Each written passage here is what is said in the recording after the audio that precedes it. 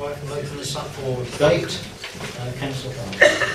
Thank you, Chairman. I think I've been fairly consistent over the years that I intensely dislike retrospective planning, to be perfectly honest. I also find it very odd that we approved what was there only in June last year, and suddenly we've got something completely different. Now, one of my main problems I have with this at the moment is parking in Locks Road. I think as most people are aware, I'm the Executive Member for Public Protection, which also covers parking. And certainly both the local members for Locks Heath have been on to me only recently again about the problems of parking in Locks Road at the moment.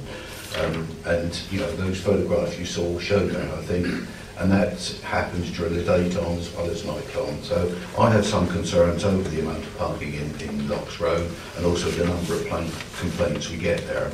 So I'm very happy to listen to what other members would say before I make any decision on this.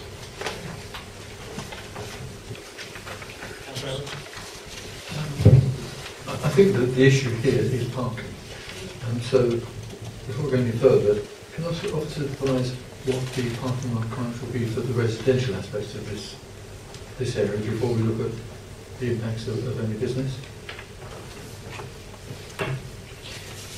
Chairman, it may be a case that you might want to ask the last deputy for clarification on this particular point, but on the assumption that this is a 4-bedroom dwelling, that would ordinarily generate a requirement for 3 on-site car parking spaces. If it was a 3-bedroom dwelling, that would generate a requirement for 2 on-site car parking spaces.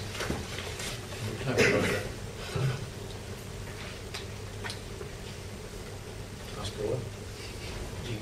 like to call Deputy back to the chair, would you?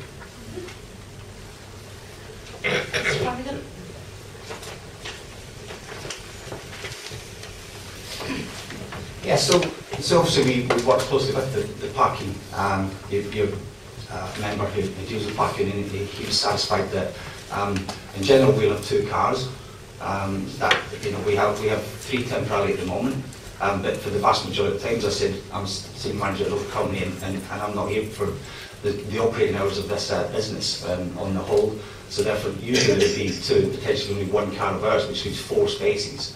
The way in which the groomers operates, it's not like a vets, it's not like a pets at home where there's lots of people present at the same time. It tends to be really quick drop-offs and pick-ups.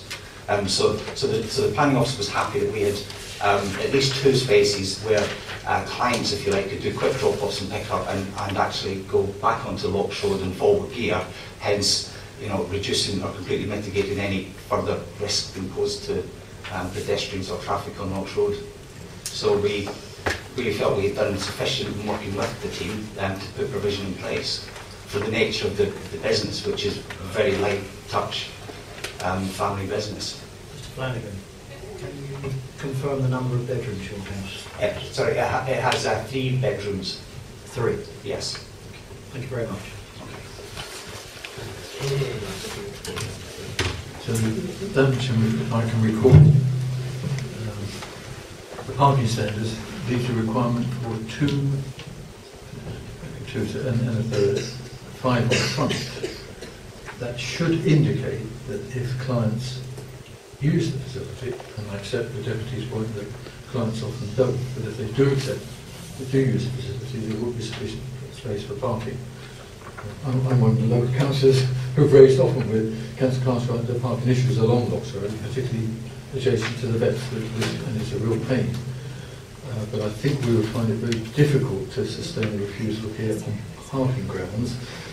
And although one may be annoyed about retrospective applications, I'm not sure if that would be a reason for some planning grounds to refuse the application.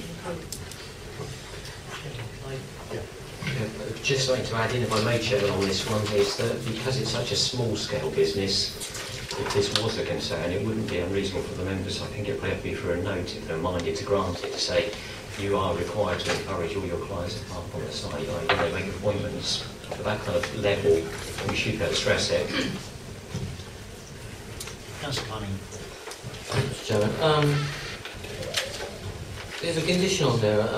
There'd be no more than 2 dogs on the site. How are we going to control that effectively? Can somebody say that? In simple terms, it would just be simply a matter of counting the number of customers that animals that are on the site if an enforcement officer was to go to the site. So taking it at a very simple level, that would be how I'd suggest monitoring that condition if it came to it. Just have another one. Regarding possible expansion of business, how do we regulate that in terms of if in a couple of months or a couple of years or something, the business starts expanding, how do we regulate that? That's a good question, and I think that's really at the heart of some of these conditions that are here before you. So, for example, the limits on the number of customer dogs that can be on the site at any one time, and the operating hours, for example. The physical limitations of the site mean that in practice it would be, I think, difficult to intensify the use greatly. If that was something that members were particularly concerned about, you might want to consider an additional condition requiring the business use to be limited to the outbuilding. And that would therefore prevent, for example, any part of the house being used for business purposes. Not that it's the applicant's intention as far as I understand, but that would rule out any possible intensification on those lines in the future. Yes, Chairman. Something doesn't add up here. 9 months ago, permission was given to extend and to convert the garage. Now, at that point, just 9 months ago, was there a suggestion that that would be in order to run a business? Or did we give permission for the extension of the garage as storage office space with no idea that there would be a business to be operated from there? The previous permission that was granted was based on the use of the property as a dwelling, so for residential purposes. I don't know whether officers were actually aware of it being intended to be used for business purposes. However, I wouldn't say it's necessarily unusual for a business use to come forward in that space of time. My understanding is that this is obviously a new business that's just opened. I don't know whether there were any plans earlier for a dog grooming salon. I mean, you heard from the deputy that the applicant runs an online dog accessories business, and that was part of the reason behind the initial expansion of the garage. That in itself may not require planning permission, but the introduction of a dog grooming business, which as I say is relatively new to the property, officers felt that did constitute a material change of use, hence why we're here today. In my mind, I'm thinking here, why don't we give it a limited permission? I mean, it's not exactly a huge outlay to run a dog grooming business. Could we give it a limited permission to see how it runs, if there's disturbance? Could soon be told. Ordinarily, Chairman, I would say that when you've got expenditure to set up a business, that might be difficult. But in this instance, the business is already up and running. Yeah. So, if you wanted to, that's something that I would suggest you would be able to do. It's just I say this because we've had small businesses operating in houses, and we've given a limited permission, seen how it's gone, and if it's gone wrong, we can take some sort of action. If it's been run perfectly all right, they get a full permission. And I think it's worked out quite well. In fact, I don't know of any small businesses like this that we have had to take action against and stop. So I don't know what members feel about that, but it's just something. Councillor Ford? Yeah, thank you, Chairman. As much as we dislike retrospective permission, I think we can't penalise them for that, of course. We've got to look at it as if it was coming before us now. It seems we're all agreed that parking is the issue. Councillor Cunningham's quite rightly concerned about the number of users there, and my understanding is the number of dogs are there depending on the number of groomers there. If there are 2 groomers, there are 2 dogs. You're not going to have 6 groomers or 2 groomers and 12 dogs.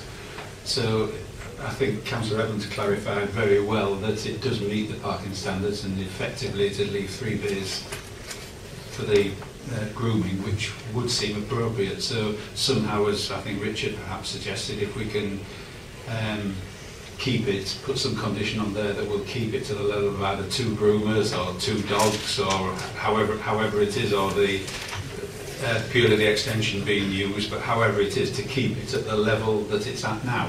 And it seems by the comments we're getting, we'd probably be satisfied with that. The concern would be if it were to grow. So whatever conditions we can put on that are perhaps not onerous to the business, but would restrict it to the level that it's at now. And I think we get the indication from Mr. Flanagan that it's not going to grow beyond this, but we just need to tie that down somehow. How do members feel about a limited permission? Just to see how it runs, because there's control with that, there's no control otherwise. And Chairman, can we add one other? I don't know who mentioned it, I think it was yourself, that we ask Mr. Flanagan and Nicole, or Weifel, to encourage folk who bring their dogs to actually park on the site. We did this in Cattersfield, trying to encourage, and it worked, the swimming pool, so that when an appointment is made, they had some documentation or something along the lines they had to sign or agree to, and it really worked. I think a temporary consent will encourage Mr. Flanagan's business to make people park within the premises. Right, I mean, 1 year, or what do we think? A year? Okay. And what were the additional conditions, Richard? Chairman, if I've understood members correctly, so obviously there's the temporary period for 12 months, after which time a fresh application would be required. There was also mention of, I think it was my suggestion, if you were concerned about this, but it's not necessarily something you have to do, you could limit the dog grooming salon use to the outbuilding, the converted garage. And there was mention also of a note to encourage clients to park on site. While I'm speaking, it's been pointed out to me that because you've got a number of existing conditions set out on page 64 and 65, it's been pointed out to me that condition 2 says the use hereby permitted, and in actual fact it should be more specific, it should say the business use hereby permitted. Because of course the residential use would be continual 24/7. The business use would be limited to those hours. So, condition 2 is subject to that clarification also. Okay. And condition 3 already recommends a limitation of 2 dogs. Right. With those particular bits and pieces, proposer and seconder.